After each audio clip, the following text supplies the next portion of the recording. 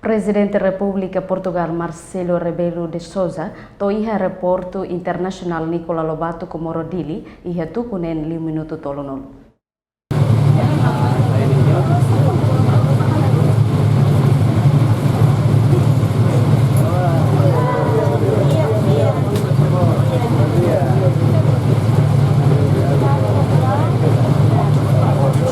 Viagem Presidente da República Portugal Marcelo Rebelo de Sousa mai Timor-Leste o avião Euro-Atlantic nebe acompanha o ministro Negócios Estrangeiros João Gomes Cavinho simo a tradição dança cultura Timor-Leste e aeroporto internacional Nicolau Lobato Comoro Dili Lorenzano Loresin sia fulang maio tin rihun rua ruano Loresin rua. Venhira to iha Timor-Leste, Presidente da República Portugal Marcelo Rebelo de Sousa ho oin hamnasa, ho di expressa ni sentimento gratidão, ho nia visita bada huluk mai Timor-Leste, ho di representa cidadão portuguesa hotu na União Europeia. Ha foin idane se festado ne continua ba iha Hotel Timor Dili, ho di descansa iha horas balung, molok participa iha cerimônia tomada posse ba Presidente eleito José Manuel Ramos Horta nebese halau iha Tacitolo Dili. Reportagem da Xaviera Televisão Timor Post.